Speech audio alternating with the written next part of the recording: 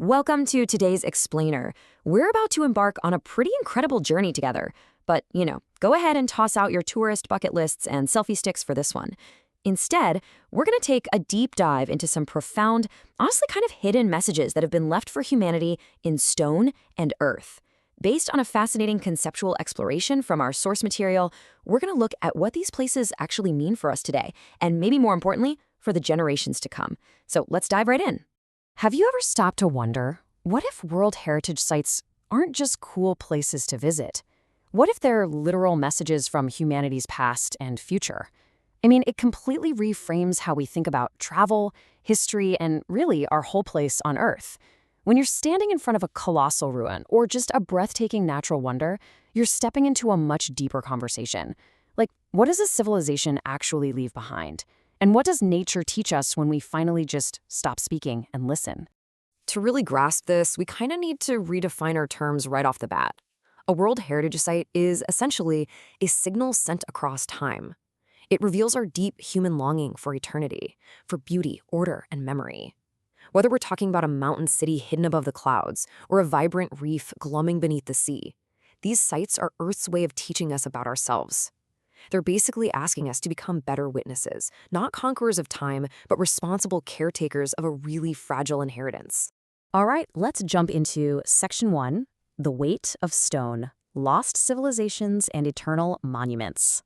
Think about Machu Picchu for a second. It wasn't just slapped onto a mountain. It responded to it. It shows us how humans can truly live in harmony with the landscape. Then you've got Angkor, which is this incredible picture of what happens when divine ambition meets the slow, relentless patience of the jungle. Over in Petra, you have an entire vibrant city carved straight out of hardship and sheer desert stone. And Chichen Itza, that reminds us of an ancient people tracking the cosmos, trying to connect human life to a much larger order. These are all symbols of intense human ambition for sure, but they also show how nature slowly, inevitably returns to embrace these ruins once the original builders are gone. There's this really fascinating perspective to consider. Civilization is a temporary victory over chaos. Think about that. A city is built out of immense confidence, the absolute belief that tomorrow will come. People cut stone, they raise walls, but when that city falls silent, the confidence remains right there in the stone.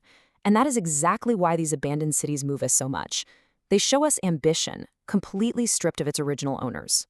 But, we can't just romanticize these places. The reality of how they got there is incredibly grounded and grueling. Somebody actually cut that stone. Somebody sweated through the blistering heat to move it. Behind the awe-inspiring Taj Mahal or the pyramids of Giza, there were real human bodies, grueling physical labor, and just staggering personal costs. The inherent danger with massive, beautiful monuments is that their overwhelming scale can make us completely forget the tired, hungry people who actually built them. Which brings us to a rather haunting thought experiment. If future travelers found our modern civilization in ruins thousands of years from now, what would they think we worshipped? Every civilization builds altars, right?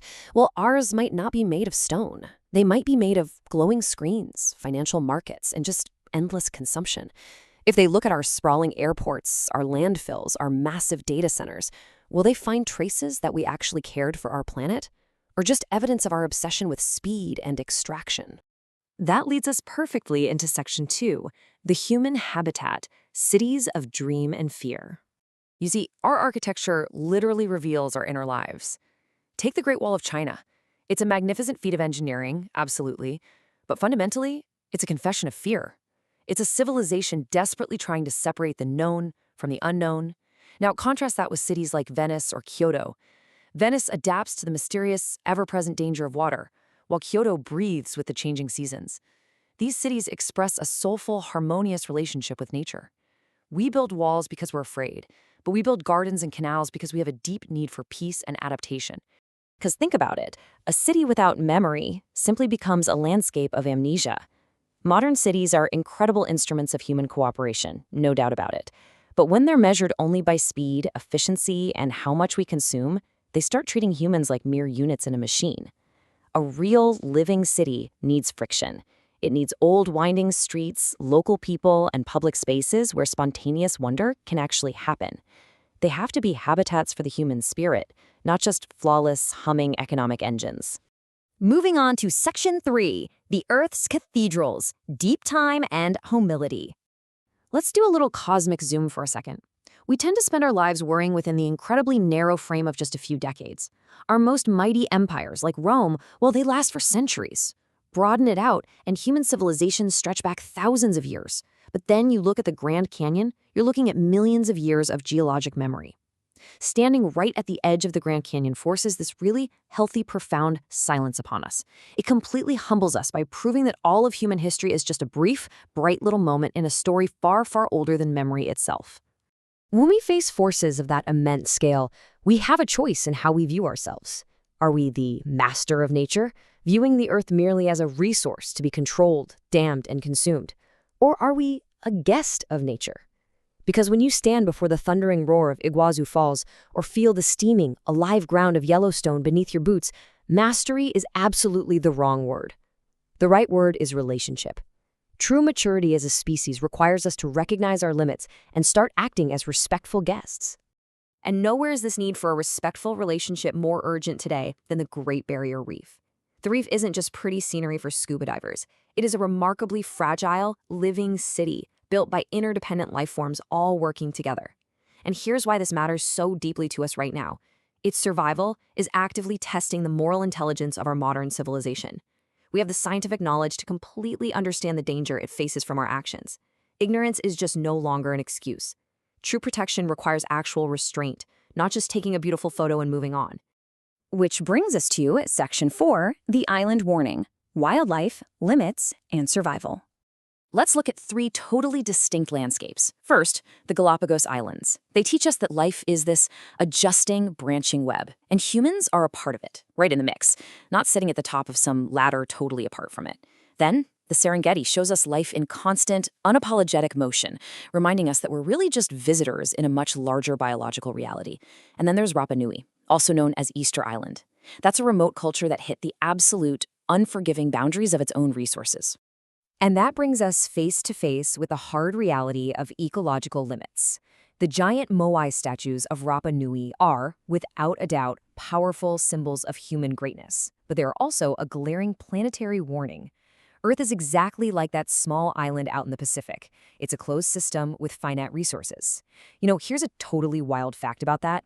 At its peak, the island society was so intensely focused on building those monumental statues that they completely depleted their own forests just to move them.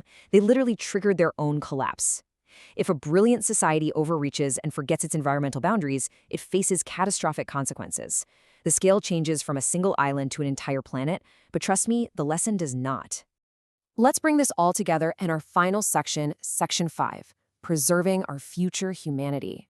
There's this quote that really hits the nail on the head. We borrow these places from future generations who will ask what kind of ancestors we were. It's so true, isn't it? Preserving world heritage isn't just about saving old rocks or pretty views. It is fundamentally about protecting our human depth, our capacity for wonder, and our moral responsibility. If we lose that, we might end up incredibly technologically advanced, but we will be entirely, tragically impoverished in spirit. So, that leaves us with one incredibly profound question to end this explainer. The purpose of these amazing cathedrals of stone and earth isn't to ask how many you've managed to check off a bucket list. The real question is, after seeing them, how will you live? Will awe make you wiser? Will beauty make you more careful? I'm going to leave you to think on that. Thank you so much for joining me on this deep dive, and I will catch you on the next explainer.